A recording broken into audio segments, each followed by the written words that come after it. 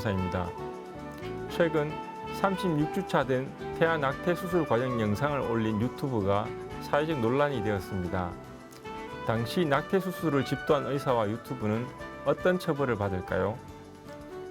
법학에서는 예전부터 어느 시점부터 어느 시점까지 사람이라고 볼 것인지에 대해 다양한 의견이 있었습니다.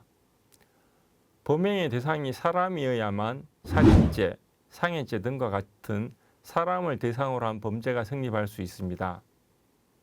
예를 들어 이번 사건의 쟁점도 낙태 수술로 희생당한 객체를 사람으로 본다면 살인죄에 해당할 것이고 아직 사람이 되기 전인 태아로 본다면 낙태죄에 해당할 것입니다. 그러나 낙태죄는 2019년 헌법재판소에서 헌법 불합치 결정을 받음으로써 처벌할 수 없는 범죄가 되었습니다. 형법학계에서는 진통설, 즉 분만이 개시된 때부터 법적으로 사람이 된다고 보는 것이 통설이자 판례의 태도입니다. 민법학계에서는 전부 노출설, 즉 태아가 엄마 모체에서 완전히 분리된 때에 법적으로 사람이 된다고 보는 것이 통설이자 판례의 입장입니다.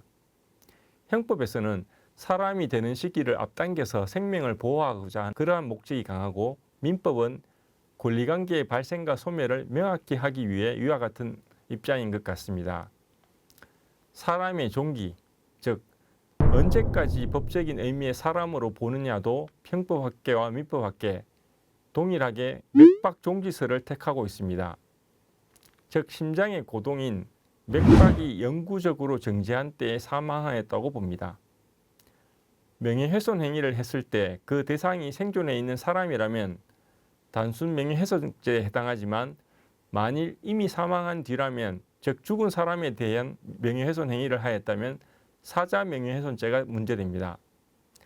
단순 명예훼손죄는 진실한 사실을 적시해도 처벌받지만 사자 명예훼손죄에 해당하려면 허위의 사실을 적시해야만 성립하는 범죄입니다.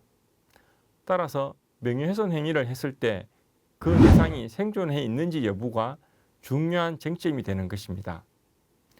또한 민법에서도 사람이 사망했을 때 상속이 개시되고 유언의 효력이 발생합니다.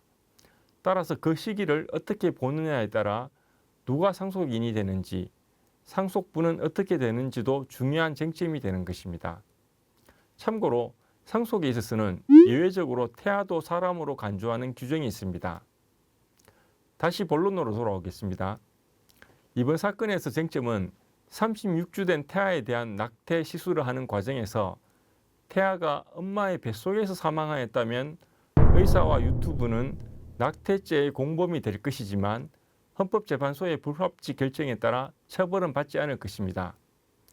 반면 낙태 시술을 하는 과정에서 태아가 산채로 엄마의 뱃속에서 일부라도 나온 후 사망하였다면 의사와 유튜브는 살인죄의 공범이 될 가능성이 높습니다. 수사기관에서는 살인죄의 혐의를 적용해 수사한다는 기사를 보았습니다. 아마 임신 36주면 거의 출산일이 가까웠으므로 뱃속에서 완전히 사망케 하긴 어렵다고 판단하였고 낙태죄에 대해서는 처벌 규정이 없기 때문에 그렇게 한 것이라 짐작합니다.